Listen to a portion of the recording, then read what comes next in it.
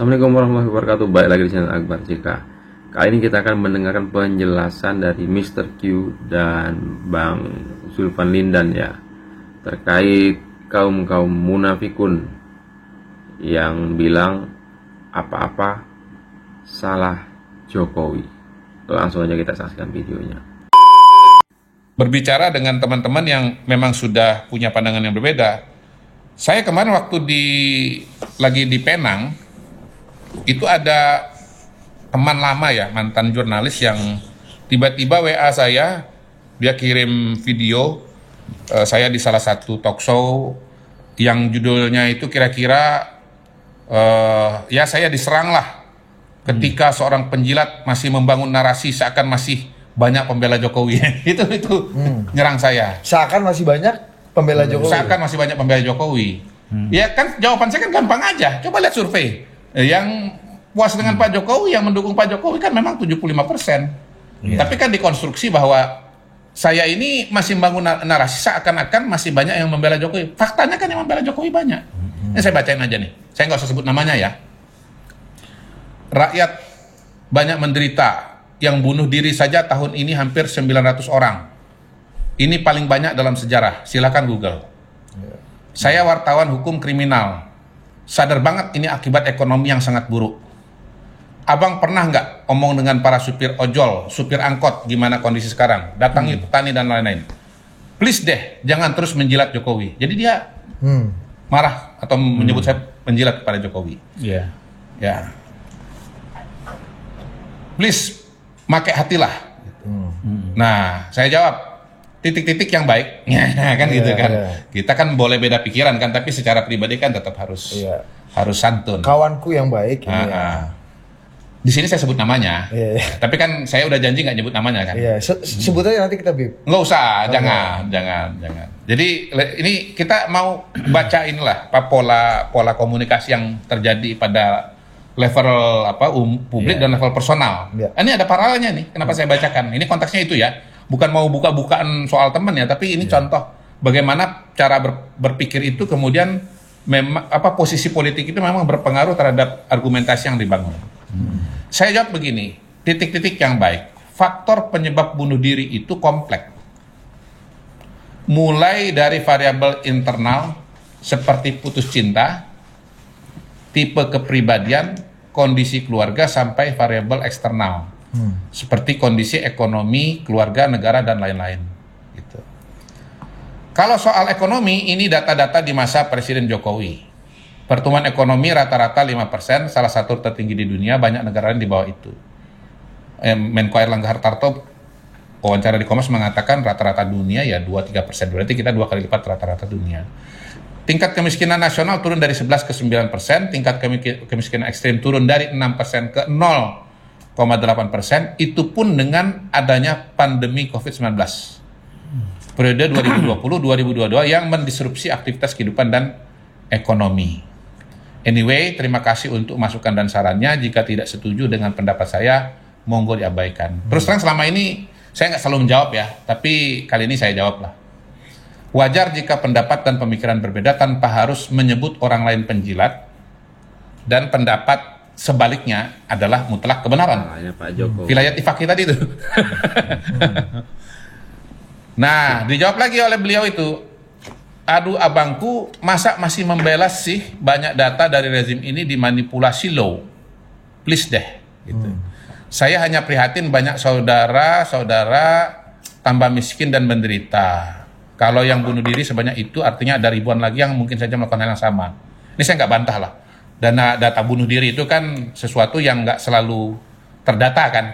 Di negara maju banyak juga orang bunuh diri. Nanti abang tanggapin bang. Ini kita kasih lihat ya perbedaan cara berpikir bang ya. Hanya faktor waktu saja jika mereka tidak ada yang tolong. Kita kan bukan orang-orang baru yang melek politik dan hukum, tapi puluhan tahun memang lihat rezim ini paling kacau dari rezim yang ada. Maksud saya sudahlah, jangan belain lagi Jokowi deh. Fakta, bukti banyak banget dan jadi sorotan dunia. KKN dia dengan anak-anaknya. Ya, saya mau WA abang karena saya tahu lebih intelektual daripada yang lain. Bla bla bla dan seterusnya.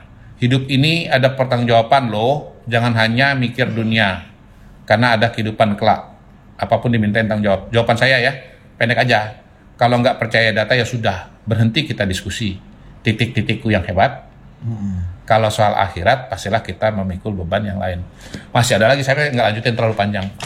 Maksud saya, biar pemirsa itu menilai dari katakanlah diskusi atau debat saya dengan beliau itu, cara berpikir yang lebih mengena bagi audiens itu yang mana.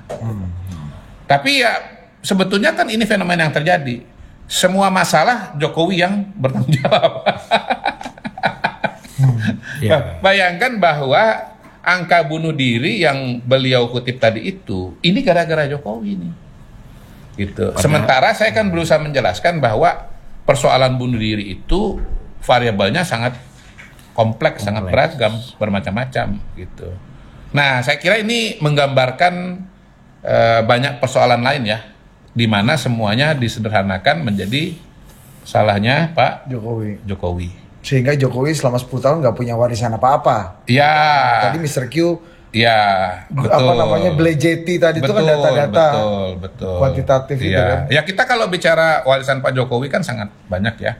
Jalan nasional berapa? 6.000 kilometer persegi, jalan tol 1.900 jalan tol 6.000 ya. Jalan nasional berapa lah itu, saya lupa angkanya, itu panjang lah pokoknya. Banyak sekali sebetulnya catatan prestasinya Pak Jokowi. Dan mohon maaf teman-teman yang berkritik itu kan juga mungkin pergi ke sana kemari kan lewat jalan yang dibikin oleh Pak Jokowi. Iya kan? Naik pesawat di bandara yang dibikin oleh Pak Jokowi. Seolah-olah bahwa Pak Jokowi nggak ada warisan sama sekali. Itu. Jadi itu visi aksinya Jokowi ya. Iya. Nah, kalau di surveinya indikator ini kan sebetulnya ada pertanyaan-pertanyaan mengenai mengenai banyak persoalan, dan memang ada gradasi di situ, harus diakui. Ya, kepuasan secara umum 75%.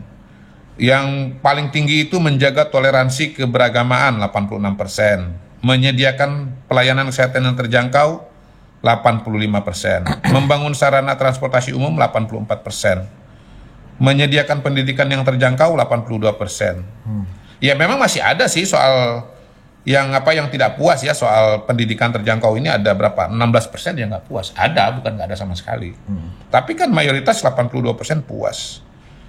Menjaga ketertiban masyarakat 82% puas. Kebebasan berbicara 74% puas, yang tidak puas 21%. Nah ini yang mungkin ada Mas Ulil ya yang mengatakan bahwa kita hidup di dunia itu atau menilai kinerja pemerintah itu jangan cuma satu dimensi aja, jangan cuma satu aspek gitu. Jangan satu kemaslahatan aja, misalnya kayak demokrasi gitu.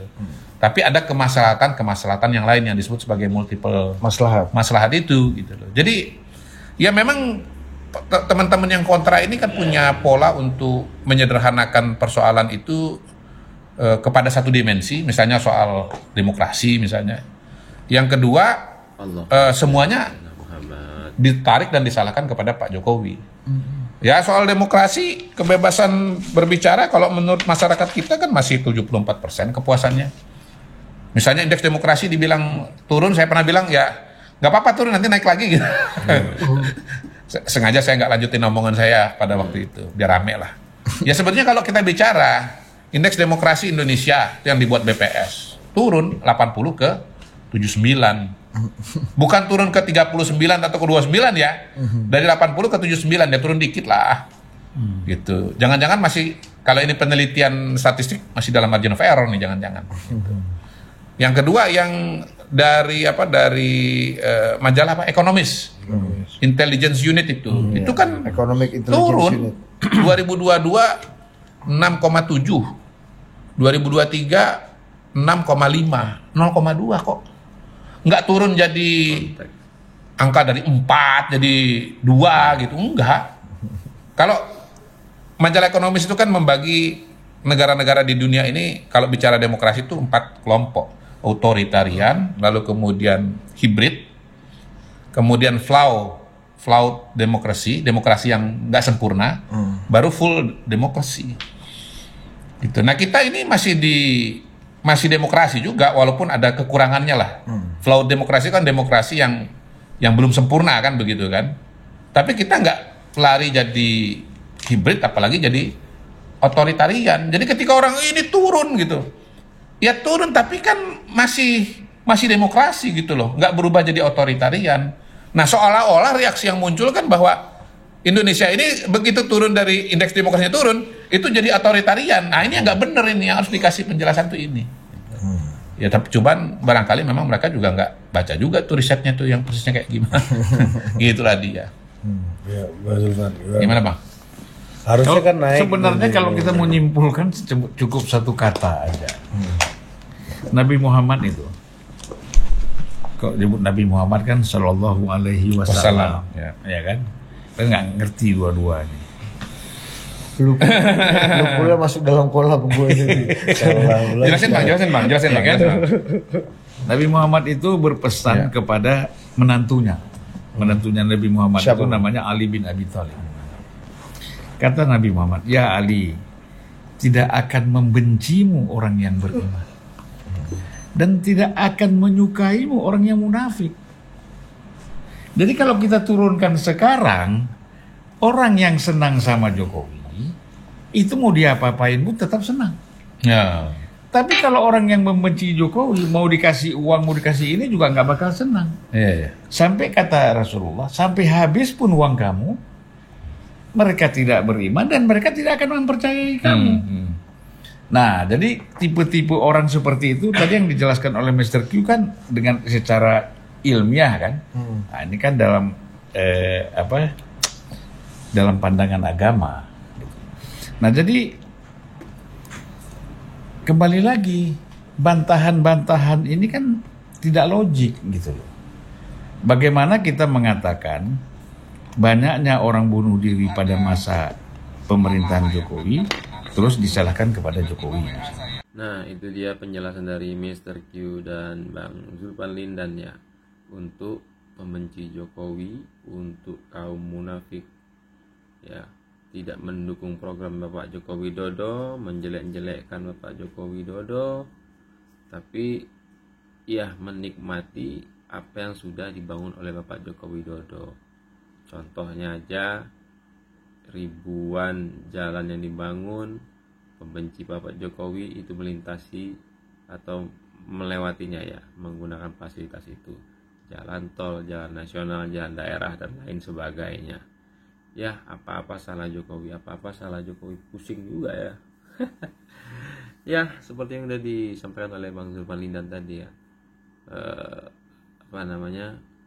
Kalau yang suka pada Bapak Jokowi, apapun ceritanya tetap suka.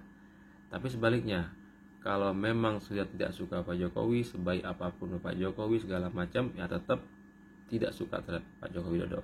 Kita tidak bisa memaksakan. Ya, semoga video ini bermanfaat. Assalamualaikum warahmatullahi wabarakatuh. Jaga persatuan, NKRI harga mati.